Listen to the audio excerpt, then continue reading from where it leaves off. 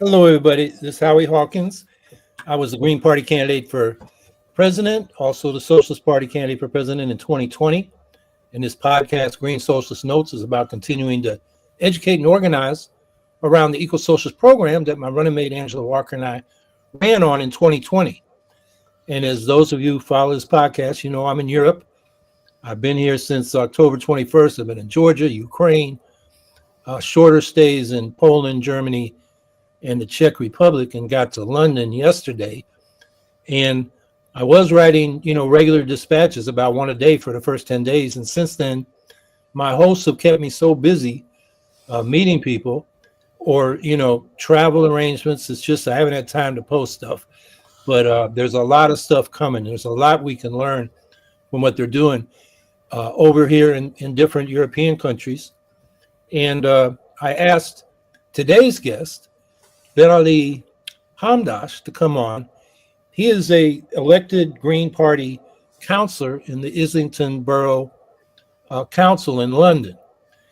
And he is the National Green Party's spokesperson on immigrants and refugee support, which is a really important issue to us in the United States as well. And he's just seems to be an all-around organizer. He invited me to a meeting last night. Let's put the picture up.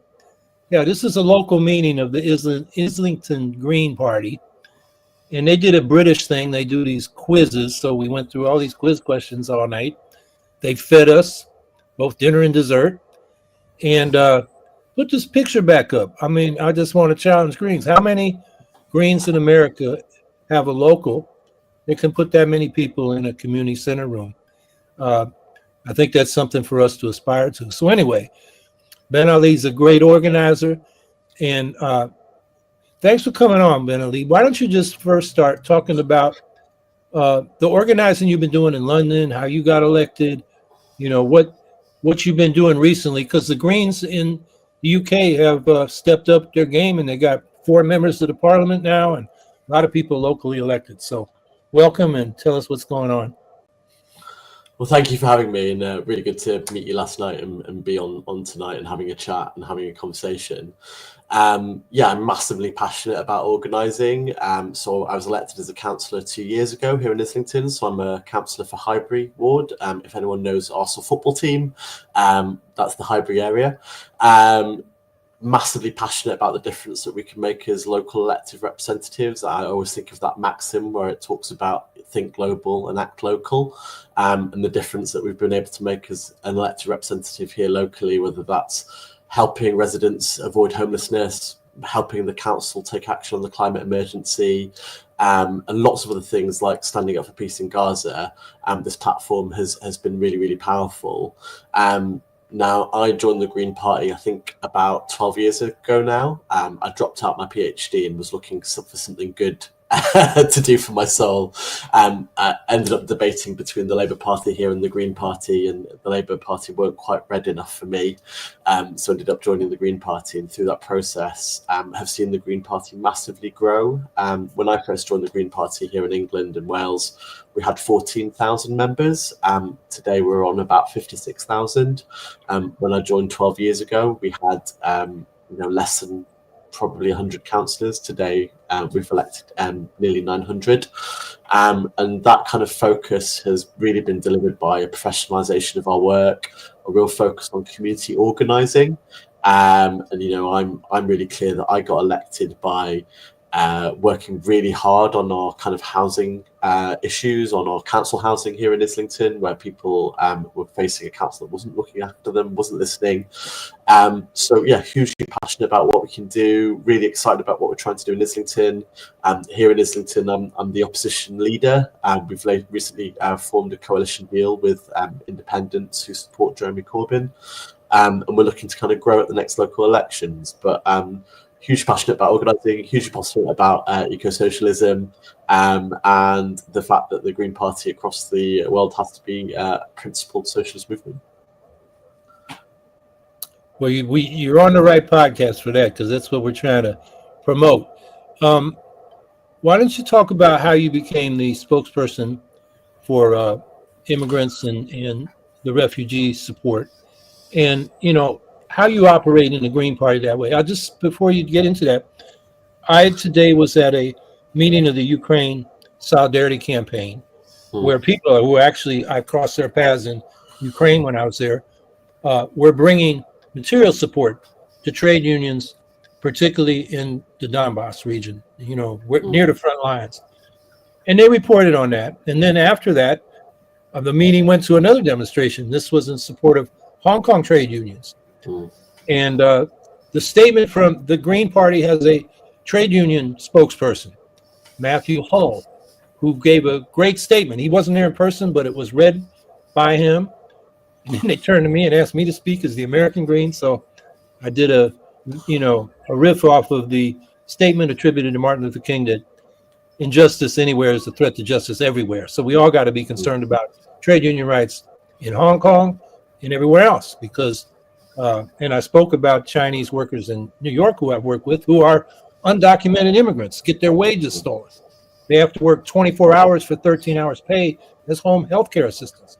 So these are issues that people think, why should I care what goes on in Hong Kong or Ukraine? Well, if you don't care, it's going to come back to bite you. So anyway, that's all preface to say the spokesperson for the Green Party, I think, play an effective role. And we don't have anything like that in the United States. So long preface. So what do you do as the spokesperson on the immigration and refugee support issue? Well, I'll talk a little bit about a personal story that kind of drew me to this role. So I'm half Algerian, half English. My father came to the UK to study for his PhD. So I am the product of migration, and I wouldn't be here without it. I'm very proud of my family story. So my dad grew up during the French occupation of Algeria. His father was a peace activist, a campaigner. He protested for Algerian rights in the lead up to the Algerian War of Independence. The French rewarded him with imprisoning him for 2 years. While he was in prison, 2 of his kids died. So, our family deeply kind of experienced colonialization, imperialism. And from that, and after the War of Independence, a lot of our family migrated to other parts of the world, whether that's to study, to live, or through love or marriage or whatever it was. I think the world benefits from that perspective, and I've always been hugely passionate. So in my day job, I've worked for a variety of charities, a variety of causes. I worked for a variety of migration charities, particularly back in 2014. I don't know whether all of your listeners will know, but there was a scandal in the UK in 2014 called the Windrush scandal. We basically had a Conservative government that looked to bring in particularly harsh rules that were aimed to get undocumented migrants to leave the country, to make the circumstances so hostile and so difficult that it would dissuade people from being able to live in their lives in this country. Of course, it didn't do that. It just punished a lot of different people. One thing that it did do was particularly target a group of Caribbean citizens who had British citizenship, who were entirely allowed to be here, but were told that they didn't have citizenship. So a lot of people who were British were sent back to the Caribbean, elders, 70-year-old, 80-year-old, and many, a number of them died out there without support. That was an absolute atrocity. I worked in the migration sector when that happened. We told the government that this could be some of the circumstance that would happen, and both the Labour Party and the Conservative Party nodded that through in various ways. I remember it was one of the only Green MP in Parliament was one of the few to vote against the bill at every stage. So migration and refugee issues are what drew me to the Green Party. For a number of years now, the Green Party appoints a group of spokespeople to try and make sure that we have our voices heard. It comes from the kind of Westminster parliamentary model. I know actually Democrats in America have been debating this, because whichever party isn't in government has a shadow cabinet.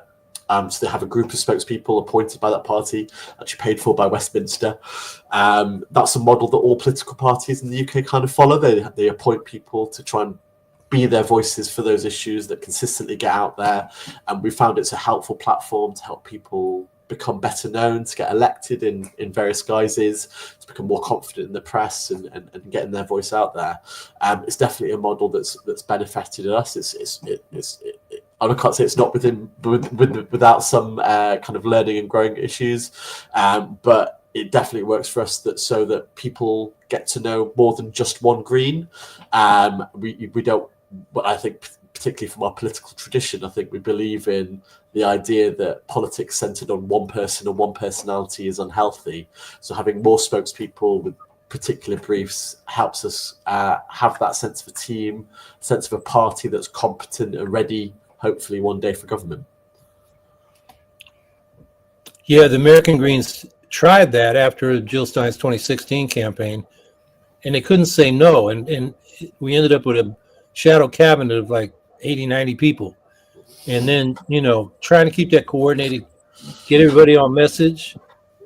Big difference between American Green Party and the British Green Party is you actually have living, breathing members that you can bring to a local meeting like that meeting in Islington.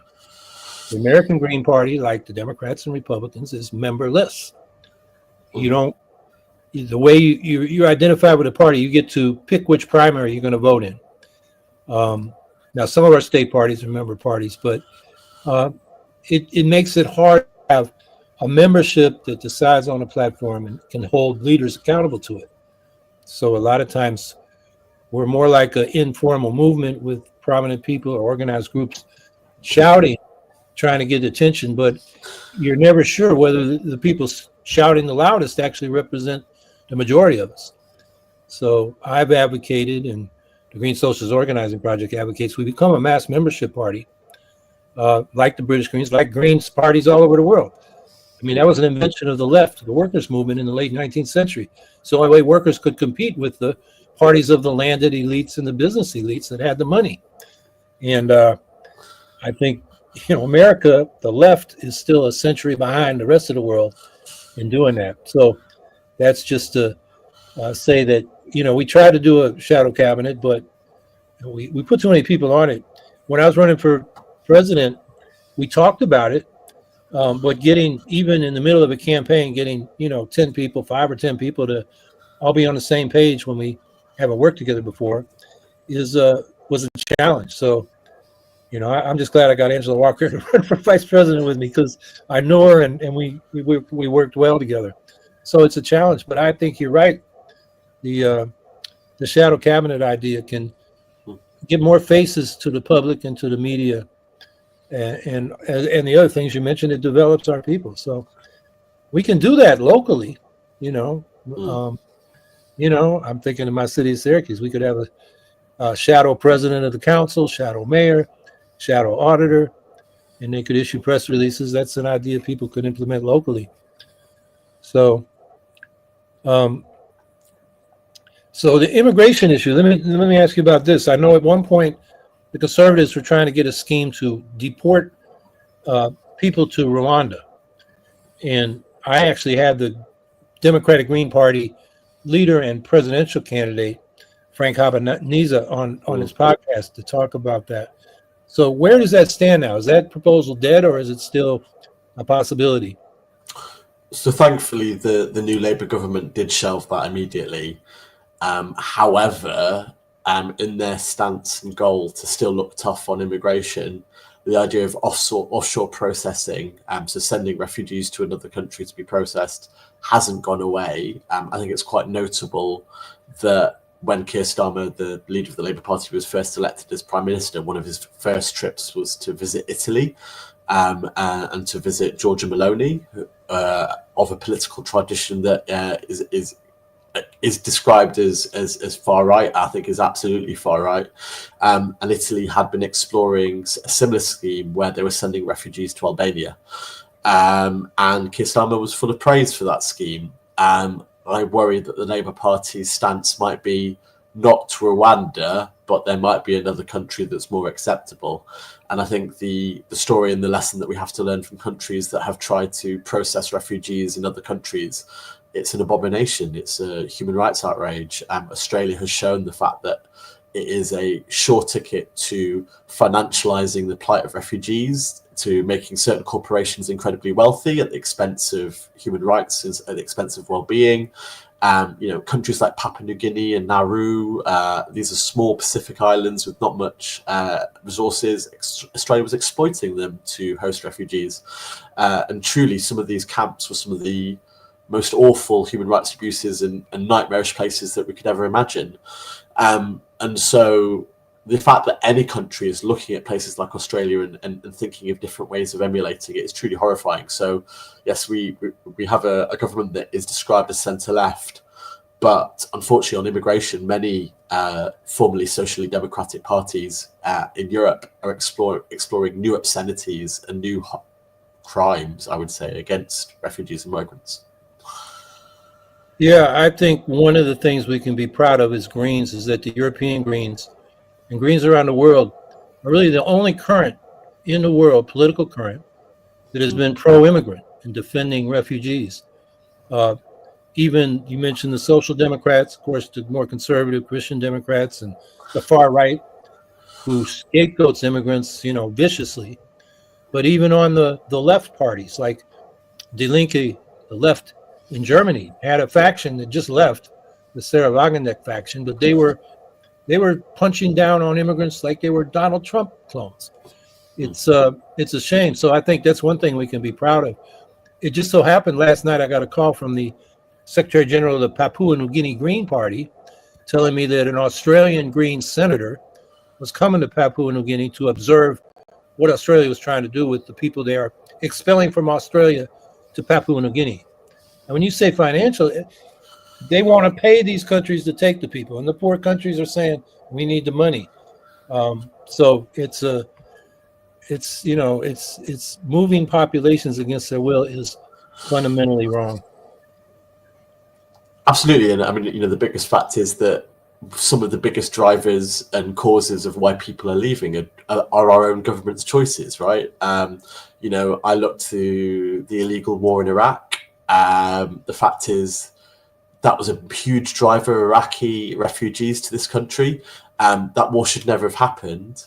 And yet we will also turn to refugees that are intervention caused. And that story is told a million times over, whether that's the fact that we won't take action on climate change, thereby depriving people in the global south of their own livelihoods, whether that's our interventions abroad that mean that authoritarian regimes are still in post rather than allowing for democracy.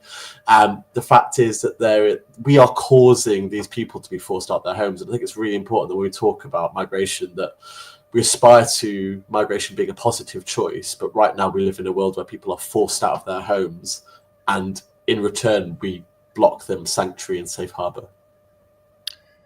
Yeah, and that means this issue is just going to grow. And we got wars going on now. There's millions of refugees from Ukraine.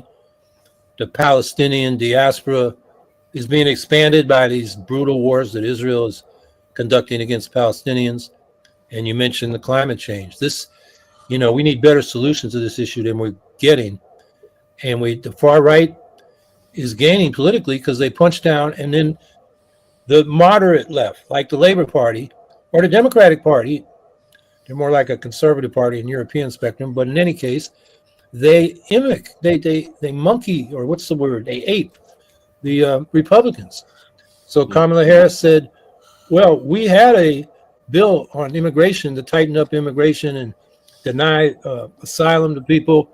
The Republicans basically wrote it, but Trump wouldn't let it pass until he could make it a campaign issue. So she was normalizing and legitimizing what the Republicans were doing. And I think we're seeing that across the world, except for the Greens, which I think, that's one thing we can be proud of. Absolutely. I always think of George Lakoff's book on Don't Think of the Elephant. It was a book on political theory and political framing. The idea is if I ask you to not think of a white elephant, the first thing you will think of is a white elephant. And yet self-described centre-left parties will use right-wing framing and right-wing arguments all the time. At the end of the day, if we both agree on that issue, who are people going to trust? You're never going to beat the right on these arguments. If immigration is a salient, important issue to people in the way that it's being framed in a right-wing way, why not go for the originators, rather than the mimickers? It just doesn't work. It's similar. One of the interesting things that we find locally is that sometimes the Labour Party here in Islington try and out-green the Greens, but you can't out-green the Greens. We are the Green Party. We are the best at it. And so, why should we rush to mimic parties that hate the other? it's a losing strategy. So I know you have some thoughts on some of these wars that are going on, Gaza, Ukraine, Sudan. Why don't you share those? Because, frankly, the American Greens, I've just seen this on the National Committee. Some people are saying, I don't care about Ukrainians. It's too far away. And, Putin is saying he's going to nuke us if we let them shoot some missiles into Ukrainian or Russian territory. I mean, he's been bluffing that since the beginning of the war. And they're saying, I don't want to get my ass blown off. So, to hell with the Ukrainians.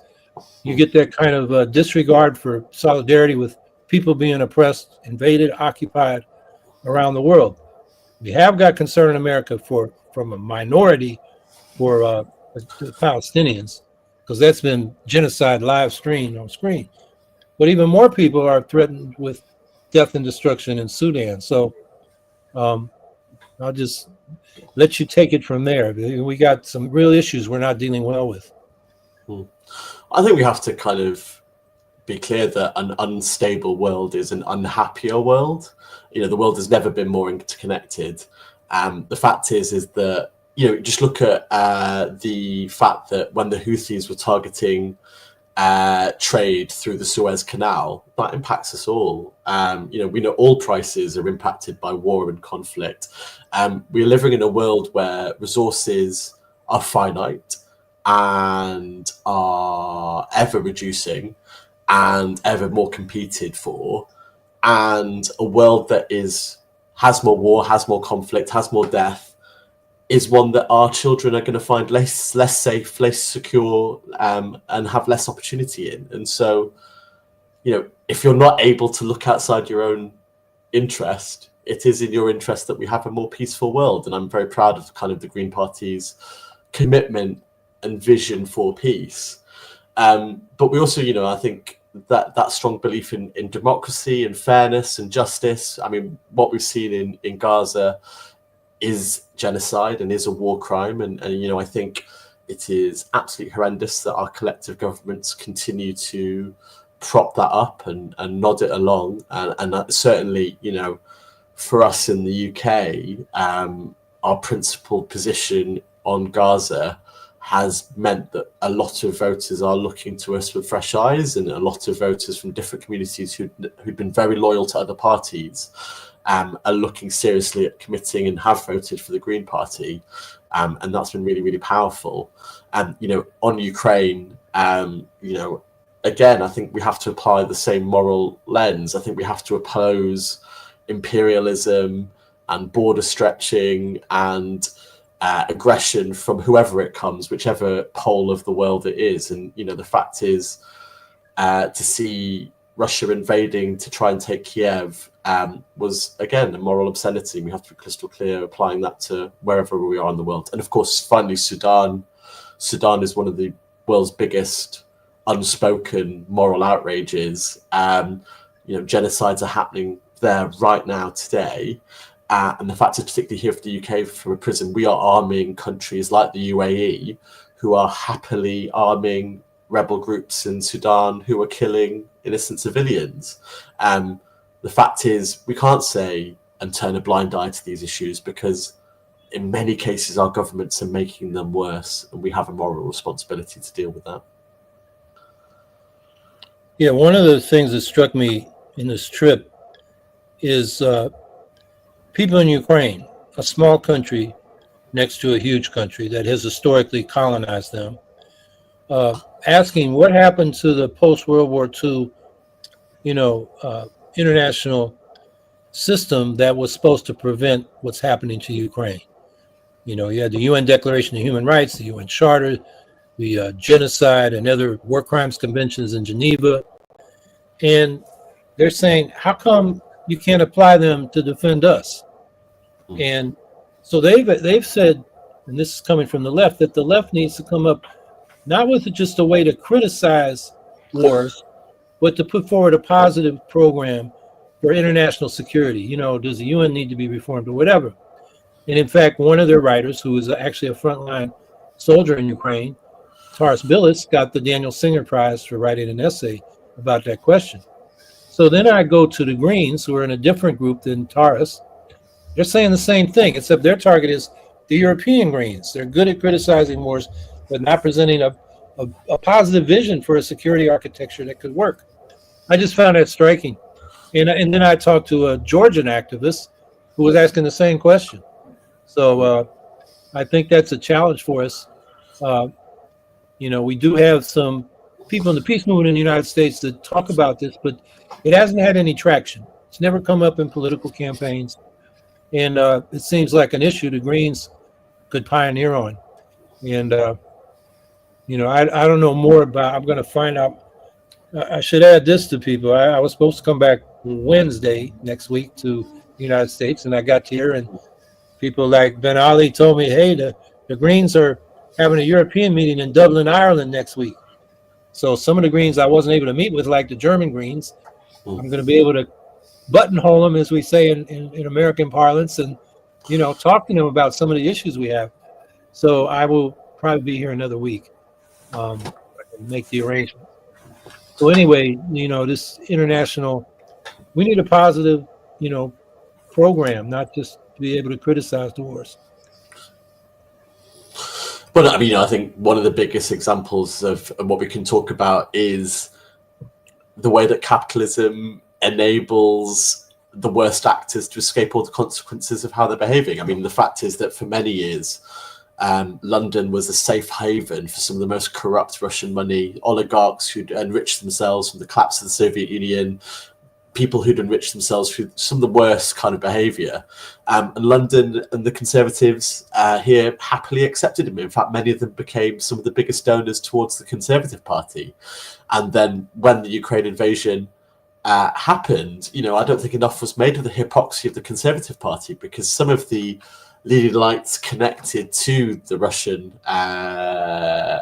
regime were people who had quite deep roots in London. And the fact is that for all of the talk of sanctions and for all the talk of kind of corporate action, the fact is that Western goods are still on sale in Moscow. The wealthier elite live without consequence and travel across the world.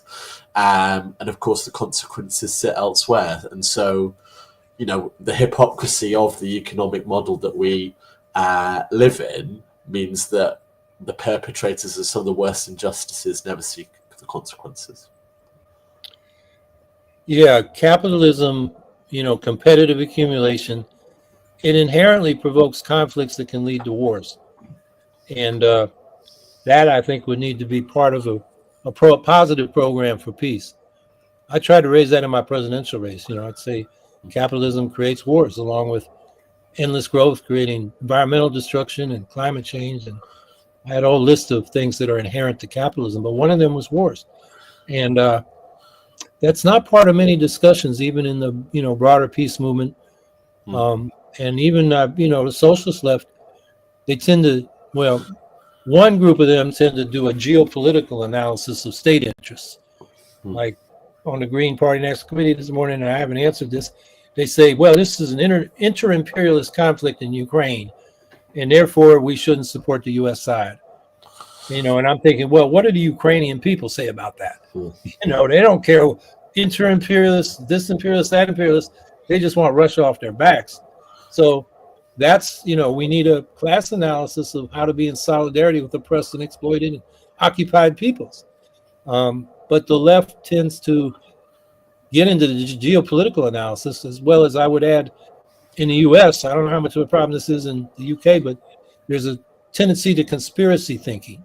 So rather than it's being a systemic problem, there's a few bad people at the top, a deep state or, some hidden people that are creating these problems, which lends itself to, the kind of thing where it's you don't look at the Ukrainians and figure out how we can help them. You're looking for the cabal behind the curtain. So, well, we've talked. I think this is a case in the UK left as well. There's been a lot of talk about NATO as an antecedent to what happened in Ukraine. I would talk seriously about the European Union. The fact is that countries like Ukraine and Moldova and Georgia have been looking to the European Union for their economic future. And the fact is that threatened Russian economic interests. I think, I would strongly argue that a lot of the Russian regime with heavy footprints in these countries saw a far greater threat in these countries leaving their economic bubble and becoming part of a European Union where, you know, there might be greater scrutiny on corruption, on banking, on where finances come from. And, you know, I would absolutely say that capitalism is the driver of this conflict. And so, you know, I definitely see that was one of the strong motivators. And I think we have to talk seriously about that because, you know, I think Russian actions in Georgia, in Moldova, kind of mirror that kind of economic interest. Yeah, it's not what's talked about in these conflicts, and the bottom line for me is you gotta, you know, find out what the people living there think about their future, and you know, ally with the progressive forces that are trying to promote democracy and socialism, and they're there, and that's who the left, you know, in other parts of the world should be listening to and talking to. So that's one of the purposes of my being there, you know, to amplify their voices. And so I did some interviews, and I'll be writing these reports. So we're talking about capitalism, and you were part of a group that at the last Green Party of England and Wales conference started a group called Greens Organize, and it's an anti-capitalist group within the Green Party of England and Wales. So tell us about that. Yeah, no, I'm proudly on the left and have been a Green Party member for very many years, and have found my politics very comfortable and happy here. But the fact is that the Green movement across the world, I think, carries some important warning signs, and I think that's come through really clearly today in Ireland. So the Irish Green Party has served in government with two Conservative parties for the last 4 years. And voters have punished them today. They're on the verge of potentially losing every single one of their elected representatives in the Dáil. The future of the Green Party, I think, is radical. It is bold. It is one that is honest, that the climate crisis means that we have to systematically change our economic model. And by not doing that, we will not save the planet. And I think that's where our voters come from. Our voters instinctively understand that need. They see the need for change. Our voters are not ones who are wedded to the status quo. And I think we formed this group to make sure that the Green Party sees that clearly, to see that it's talking about class, to see that it understands the interconnection between social justice and environmental justice, that we're never falling into balancing the cost of managing the climate crisis on the poorest. And certainly, you know, that's how I got elected. I got elected by focusing in on the community issues in Islington here, focusing in on housing, focusing in on managing and tackling poverty. You know, we should be proud and clear that we are a left-wing movement, and you know, some Green parties across the world carry an awful maxim that is neither left nor right. We're green, which I think ultimately is a bit of a nonsense. Well, and where that slogan came into the Green Party was in Germany at the early stages, and there was a guy, I'm forgetting his name, who came from the Christian Democratic Union, and he wanted to sort of secure his place in the legitimate Green Party by saying neither left nor right, but forward, I think was his slogan. And the Greens actually adopted a progressive economic program that was socialistic. And so he split and he formed, I think it was called the Green Democratic Party.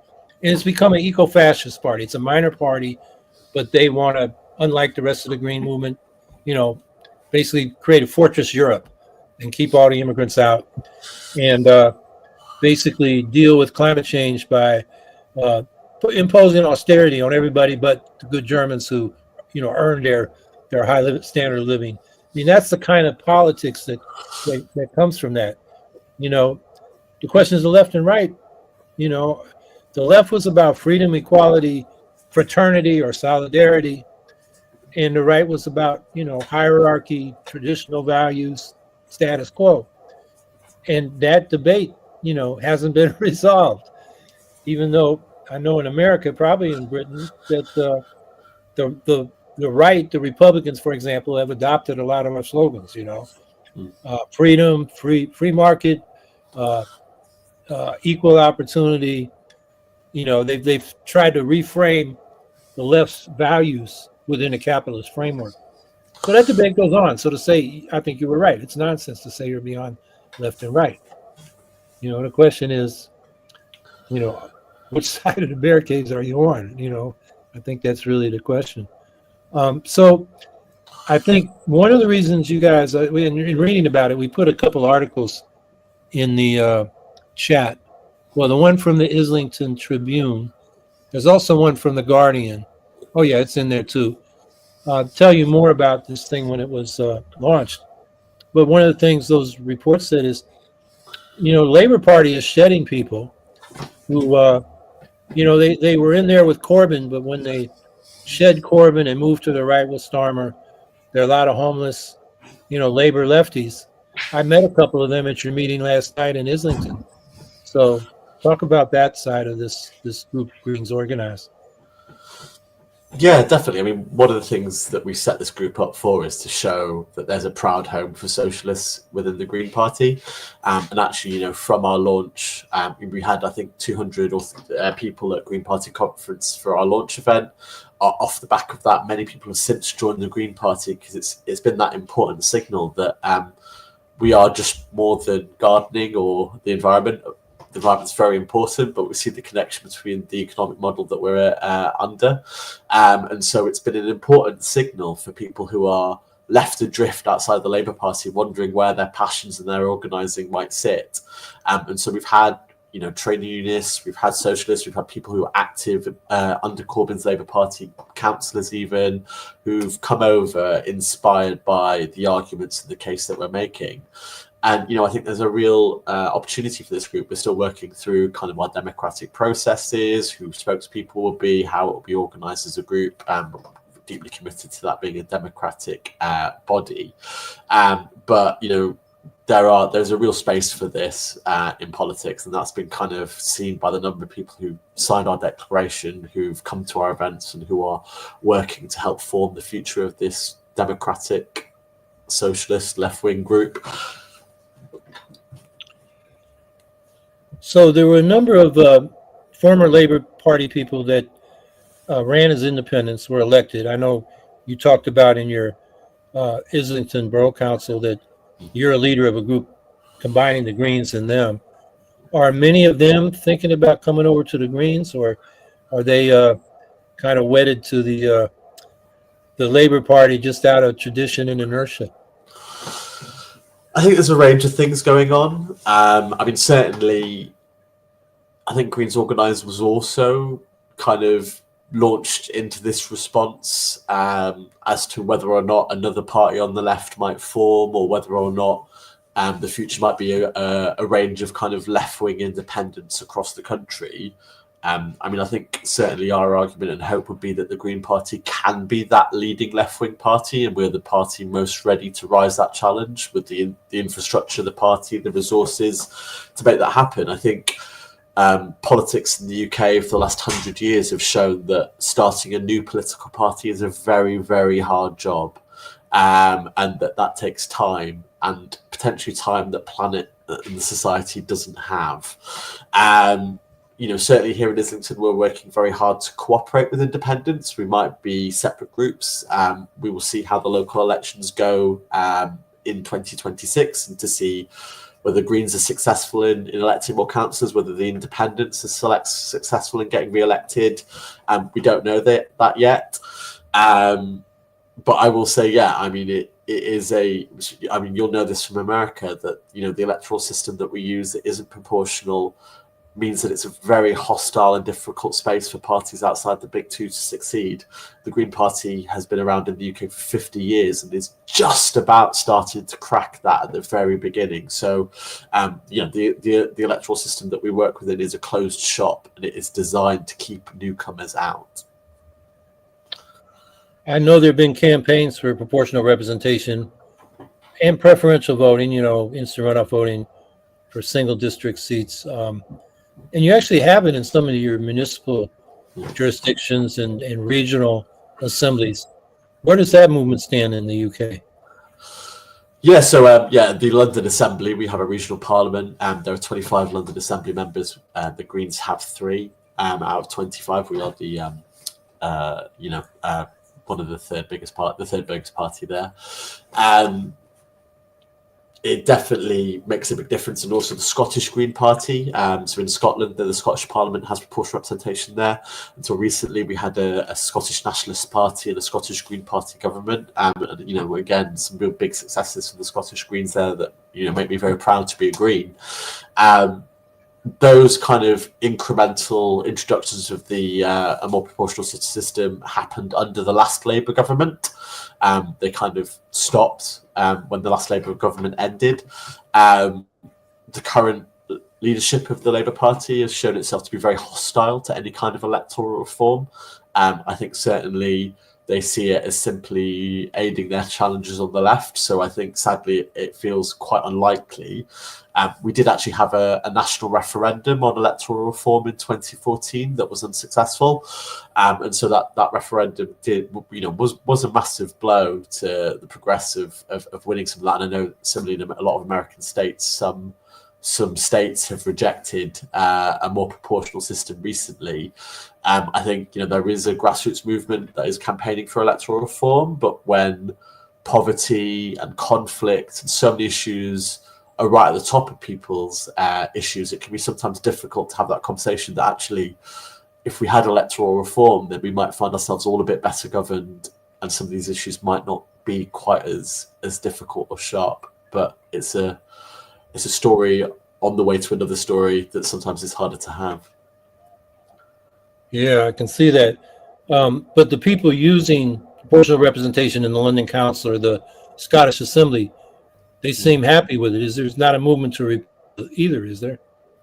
Well, I mean, I will say the one thing that the Conservatives did do in their last government was remove one form. So we used to have instant, well, it wasn't quite instant runoff vote, it was called supplementary votes for mayor. They removed that for the regional mayors. So we found our vote quite squeezed at the last London mayoral elections because voters were no longer able to choose the Green Party first and the Labour Party as their backup. The Labour Party are talking about restoring that. I will hold my breath, maybe. But to see that return will be a positive step back. But it certainly was a bitter blow to see some of the crumbs of proportional representation that we have reversed in the last kind of few years. So I would say the movement for the electoral reform within this country has been on the back foot, having to defend the limited rights that we've had rather than being able to forcefully campaign for better. Yeah, I'm wondering in the U.S. You mentioned the recent setback that was for ranked choice voting in several states, but it's hard to read because it was tied to jungle primaries, where instead of parties having primaries, everybody from every party is in one primary. So parties can't choose their own candidates. It's a reform that I think is a party destroying form. Or reform. And we need parties so that people can, get together around common values and platforms and then advance them in the political arena. Without them, we're atomized. And then big money plays an even bigger role. And we're just consumers getting advertised to. So I know the people in the movement for preferential voting and proportional voting are saying, well, we're going back to the grassroots. There are a lot of communities, counties, cities, where we can get this, passed, and we'll just keep building the base. We've gone from 2 jurisdictions in 2000 to 24 jurisdictions in 2020 to over 50 going into this election, and we won some. Like Washington D.C. now uses ranked choice voting, and there were several other referendum or ballot initiatives in localities that passed. So we're making progress on that, but I just hope it's not a big a setback like the 2014 referendum that you mentioned, because I do know that slowed things down. Absolutely. I mean, of course, it was a referendum given by the Conservative Party, so it was never going to be particularly fair or thought through. So the way the question was posed wasn't helpful. Yeah, that's always half the battle, getting the question posed the right way in these referendums. And sometimes the right will put a phony ballot initiative out and pay a lot of petitioners to get it qualified to head off real reform. It's a constant struggle. So I wonder if we have any questions that have come in for Benali.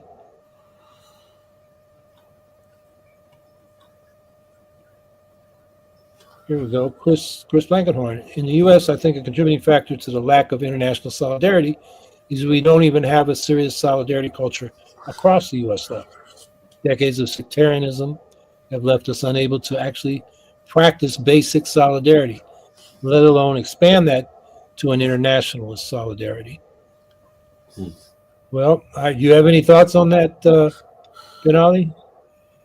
Yeah, I mean, I can't cover up the US traditions, but I will say here in the UK, I think we've got a proud tradition of various solidarity campaigns, as you mentioned, right? Like leading kind of trade unions and peace activists coming together to launch solidarity campaigns for countries as diverse as Palestine, Ukraine, and for the Uyghur as well. And certainly, I think, I've been in the Green Party for 12 years.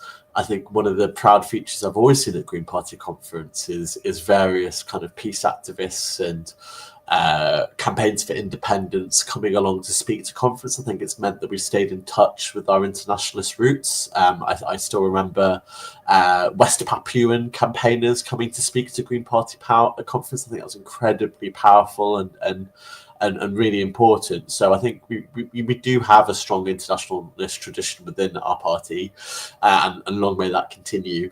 And yeah, I mean, I think with the US, right, where it's a country that's so big, I think the gravity of the country means that sometimes it can be hard to look outside the borders. I mean, I think the UK can be guilty of this. There's very little intellectual curiosity in the UK necessarily about what's happening in Ireland today. And I think we as left-wingers have to always make sure that we raise our horizon above and see the interconnectivity.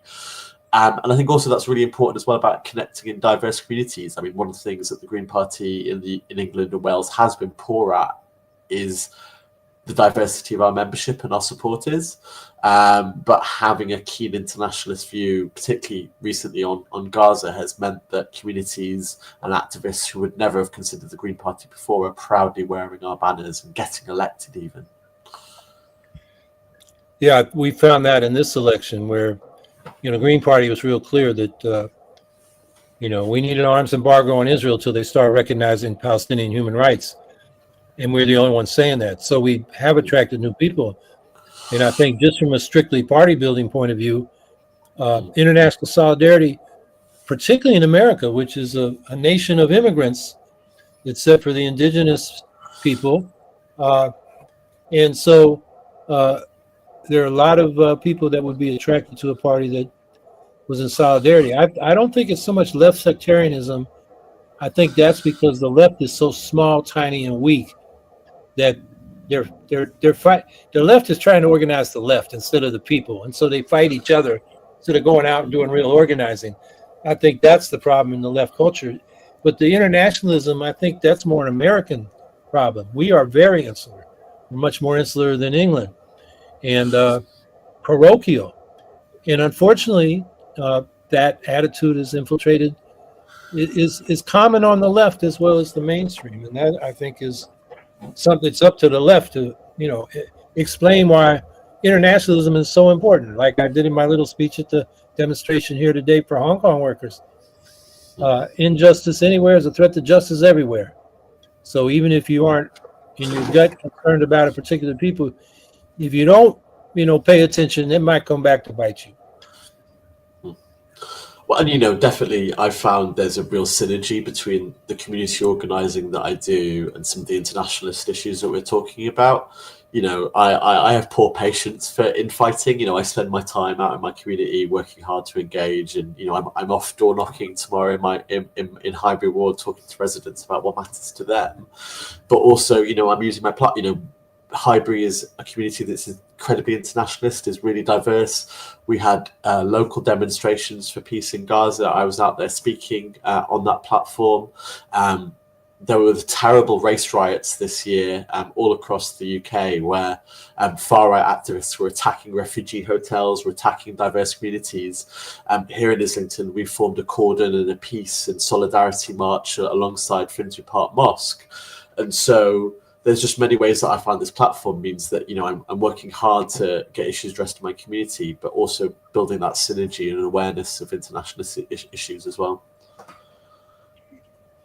So you're canvassing your neighborhood, Highbridge, and you don't have an election coming up. You are going out to talk to the people in your community, which I think that's something American Greens should pay attention to. Our canvassing culture in America is an election comes up, you knock on the door and get a quick reading of whether they're with you or not. And then you record that. And then when the election comes around, you mobilize the people that are with you. And I'm going to go out and observe you guys, but we have a tradition in the labor movement called relational organizing, and in the community organizing movement now they're calling it deep canvassing, where you go out and you don't preach so much as you listen. And in my experience, that kind of, being in the streets, talking to people on the streets or knocking on their doors, they just respect the fact that you listen to them. They may not agree with you, but damn, you were there to listen to them. No, they feel the whole political system isn't. So that, brings you up in their evaluation just for doing that. So is that the kind of canvassing you're doing? Absolutely. So, our electoral manual, just also our values, right? We've got a goal of knocking on every door in my electoral district once a year. So our elections are every 4 years. So, our motto on our literature and our campaigning work is, we're here year round. Our residents in Highbury Ward, where I live and represent, they'll get a newsletter from us about what their councillors are doing almost either every month or every other month. And they'll get a knock on their door either once or twice a year. Something that we do to great efficacy is something that we call our 60-second surveys. So we'll knock on the door. Hello, I'm Benali. I'm one of your local councillors. I've got a really quick survey about your local area just to find out some of the problems, issues that we can talk about. We ask people about whether or not they have safe and secure housing. Do they have access to nature? Can they park their bike? Do they feel safe? These are the issues that we talk to them. And from that, we find out what matters to them. And then we work hard to address the issues that might matter to them. That might mean that some of the issues that we work on are really small. They might be making sure that someone's got a proper bin outside their door, or they might be really big and strategic about changing some of the ways that the council works. So one of the local campaigns that we've worked really hard on is making sure that the poorest in Islington don't have to pay council tax. They don't have to pay a local tax. And from our campaigning work and from our door knocking, the Labour Party have finally been won around to that happening after years of campaigning. But that community work, I go out on my doorstep, and the biggest response is most people say, I don't have anything, but I'm incredibly grateful that you're around and you're present, and we know that you're here to help us. And we're in the process right now of doing that in more and more communities around Islington. And I feel that's going to be a big part of why we have a bigger council group next election, because we're year round listening, campaigning and working on the issues that matter to the residents. So tell us and tell me again, because I couldn't keep track last night. I mean, I was running into London Assembly people as well as borough councillors and a former member of the European Parliament for 20 years until I guess she lost her seat with Brexit. So just in this neighborhood where you're doing this kind of organizing, how many people have you elected? So we are at the beginning a little bit in the journey. What I will say is that London as a region has kind of lagged behind some of the other cities around the country. So we do particularly in places like Brighton or Bristol. The London Green Party is aiming to step up aspirations, but here in Islington, so at the last election, 48 councillors from the Labour Party were elected. and 3 from the Green Party, and that was it. So no Liberal Democrats, no Conservatives. And we live in a very imbalanced one-party state that I think might be familiar to a lot of democratic-heavy cities. But the fact that we have that toehold and that we're kind of the opposition has made a difference, and the amount of work that we're able to do. We're aiming to get to 12 at the next local elections, and we'll see how many of the Islington independents win. But it is kind of building that toehold and growing from there. And certainly we've then found that by getting those councillors elected, we're then able to compete for seats at the higher level. So we're able to get MPs elected, and that's the next goal. So I wonder if we have any other questions that have come in.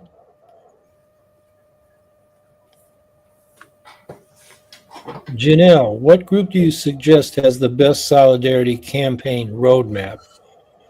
You want to take the first step? Yeah, in the UK, it's very been clearly the Palestine Solidarity Campaign. The Palestine Solidarity Campaign in the UK has been able to mobilise so many thousands of people to march weekly here in London, to be activists, to encourage their local councils to not invest in the genocide, to divest, of course. They've really excelled at elevating Palestinian voices across the country, and actually to see Gaza protests in places that you might not expect, in rural areas out in England, to see activists out there raising their voice. So certainly, the best resourced, most effective, most impactful, in my eye, has been the Palestine Solidarity Campaign here in the UK. Well, I have to say I was impressed by the Ukraine Solidarity Campaign event I went to today. I mean, I'm familiar with these folks. They've been around since 2014, so they've had some time to build relationships, but they have whole unions affiliated to the campaign. They have caucuses within a number of unions. Those unions have been able to contribute money for their material aid campaigns. For example, they were providing equipment to the miners union, who they have rescue squads in the miners union because of mine accidents. Now they're going into buildings that have been bombed by the Russians. So one of the pieces of equipment they wanted was equipment that can see where heat is coming from. I guess it's infrared technology. So if somebody's buried in the rubble, you can find them and get them out and hopefully alive into medical treatment. So that's the kind of thing they're doing. And I'm just impressed that they have a relationship with the unions. Now, you got a Labor Party in which unions have been part.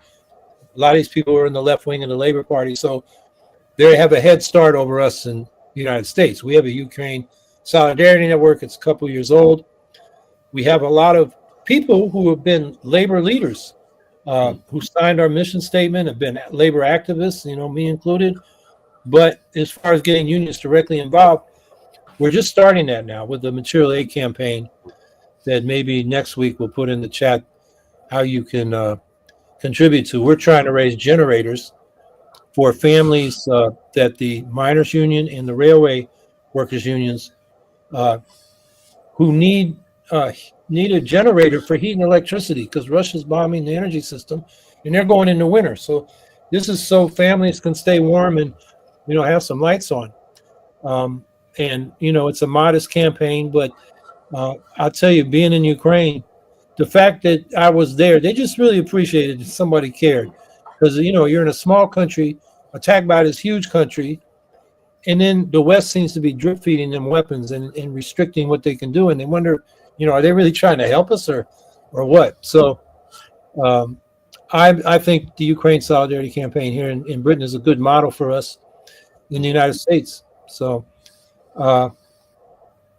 and I'm just thinking other solidarity campaigns. We have a lot of Palestinian solidarity going on.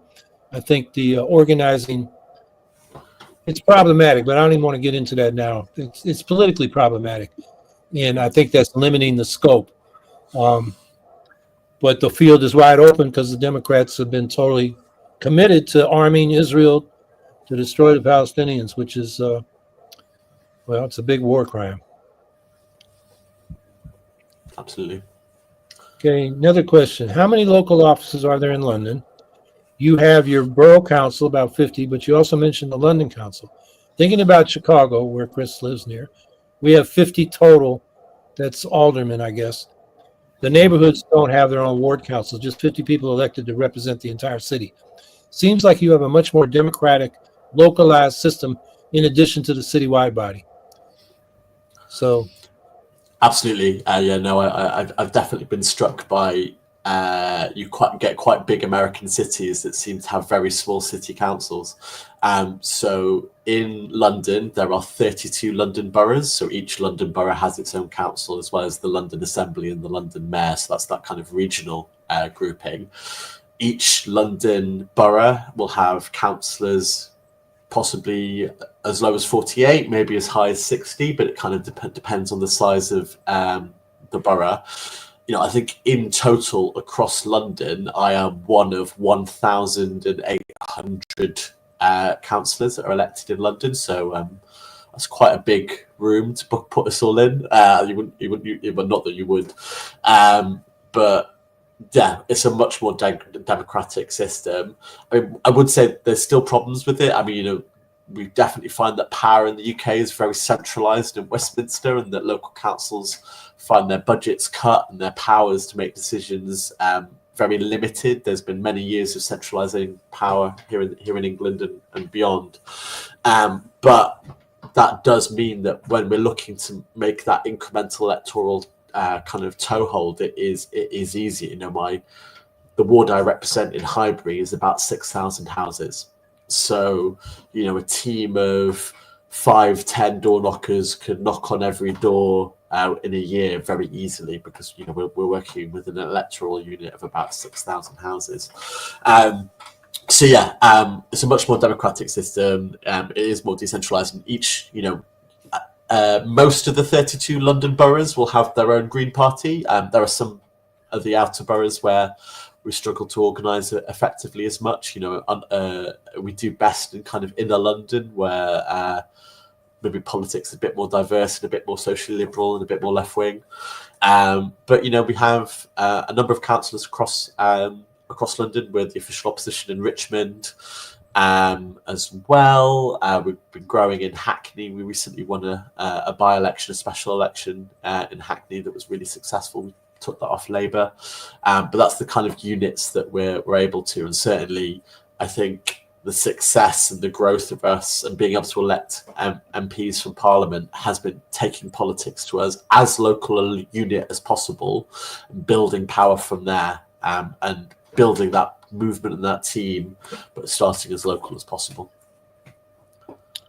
Yeah, I think that's how we need to do it in the United States, even though our city councils are just ridiculous. How many does New York City have? How many? I think they have it's around 50 members of the city council.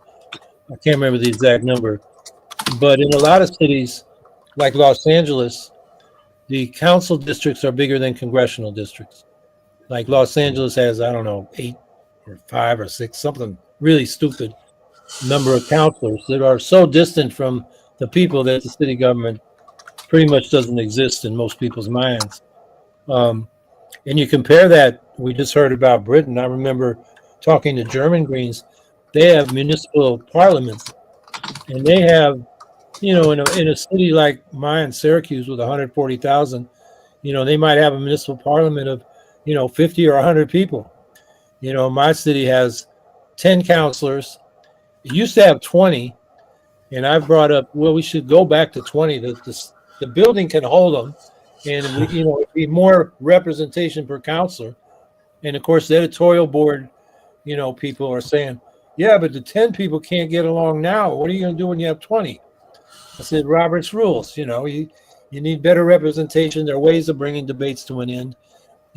Don't stop the process because you think it might be difficult. Democracy takes discussion and takes some time.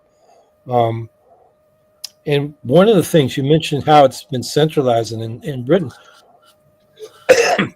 Back in the 1980s, when the Greens were just getting started in the U.S., we were watching a reform movement of people from the labor left that were creating, radical city governments, including London.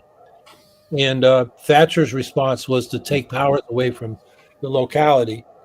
And we see the Republicans doing that. They talk about local control and all that, but when the locals don't do what they want, they just take away their power. Whether it's like a referendum that just passed in Missouri, cities can't do ranked choice voting. They do that. The Florida's got a law like that, even though some of the cities have said they want to use it. So that's the problem. You know, the right talks about local control and decentralization, but the minute you do something they don't like, they just take away your powers. So that's another fight. Absolutely. Andrew Hager. Also, where do you stand on giving physically disabled and neurodivergent people equal opportunities for job training excuse me, and employment? I mean, hugely important. You know, I think it's really important that we have a labour force and unions that and everything that represent and understand the difference of work and the difference of individuals. You know, certainly, I'm really proud that at the last Green Party election, you know, our manifesto did talk about neurodiversity and the needs of neurodiverse people. I think in a way that a lot of the mainstream parties didn't, and talked about, you know, the need for reasonable adjustments, that talked about the need for employers having responsibilities to make accommodations. So yeah, I think hugely important.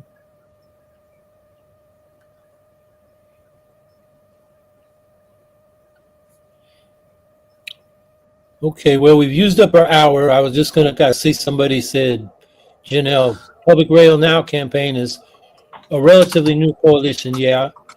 And that's led by a cross-union caucus of railroad worker unions in the United States.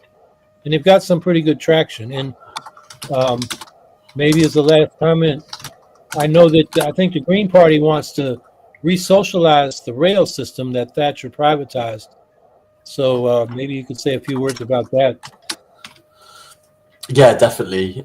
So it is one thing that the Labour Party are doing a little bit. So here in the UK, the government is finally taking our rail networks back off private companies and bringing them back in-house.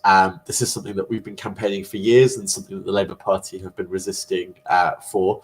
You know, railways are a natural monopoly. And so having you can't have different trains competing on the same line. It doesn't work. So, you know, it should be a state-owned, state-run, whether that's as a cooperative or anything else. But yeah, definitely something we've been campaigning for, makes the most sense. And actually, thankfully, is something we're starting to see progress here in the UK. All right. Well, Benali, thank you for coming on. I think there's a lot here for people to think about, learn from the Green Party of England and Wales. And I think we need more communication among Green parties, particularly Americans, to know what their brothers and sisters around the world are doing. So maybe this will be the first of more than one conversation. I will be here next week, I hope, at this time. If not, Chris will play some interviews I've done. But I hope to be here. It looks like now I will be at the European Green Federation Conference in Dublin, Ireland. And I should be able to grab somebody there to be on as a guest. So stay tuned for that. We won't be able to advertise it early because their conference starts on Friday. So I'll just start meeting people then. But by Saturday night, I hope to have somebody. And other than that, you know, one way or another, we'll be back here at the same time next week. Thanks for being here. Everybody have a good week. And I was just thinking about Trump and resistance to him. And it's skipped my mind, but we're going to have a lot of discussions about that when I get back to the States. And I know people are thinking about that. How are we going to resist what this guy's doing? Oh, I know what it was, is that the state governments and our localities can resist a lot of the stuff Trump does, like northern states resisted the Fugitive Slave Act in the lead up to the Civil War. And, you know, just didn't implement it, even though it was a federal law that the slave power got passed through Congress. So there are ways to resist, and we'll find what they are. And in the meantime, have a good week, everybody, and thanks for being here.